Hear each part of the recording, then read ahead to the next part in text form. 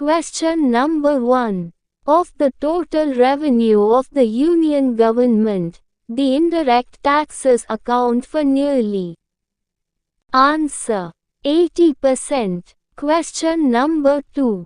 The Finance Commission is appointed every.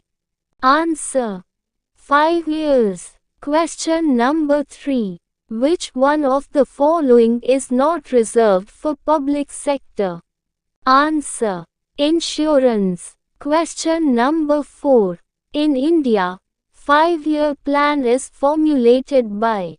Answer: Planning Ministry. Question number 5.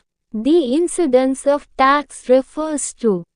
Answer: who pays the tax ultimately? Question number 6. Of all the commercial taxes, the major source of revenue for the state government is. Answer: sales tax. Question number 7. Peacock-Wiseman hypothesis supports in a much stronger manner the possibility of. Answer: a constancy of public expenditure. Question number 8. Public debt implies loans raised by a government. Answer: within and outside the country. Question number 9. Central assistance for states and union territories is a part of. Answer: plan expenditure. Question number 10. Fiscal deficit in the union budget means. Answer: the sum of budgetary deficit and net increase in internal and external borrowings. Question number 11. The center gives grants in aid to states to. Answer: augment the financial resources of the states. Question number 12. Grants in aid given by the center to the states is meant. Answer: to cover the gaps in revenue accounts. Question number 13. Fiscal deficit is defined as. Answer: total expenditure, revenue receipts, capital receipts.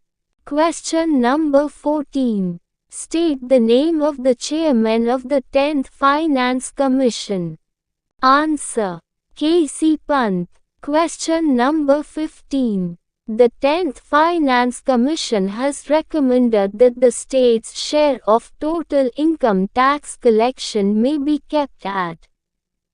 Answer: 77.5%. Question number 16. Vertical equity means. Answer: unequal treatment of unequals.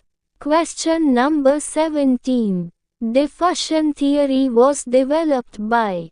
Answer: N.F. Canard. Question number 18. Which tax cannot be shifted to others? Answer: income tax. Question number 19. The maximum effect on direct taxes on. Answer: income. Question number 20. Horizontal equity refers to. Answer: equal treatment of equals.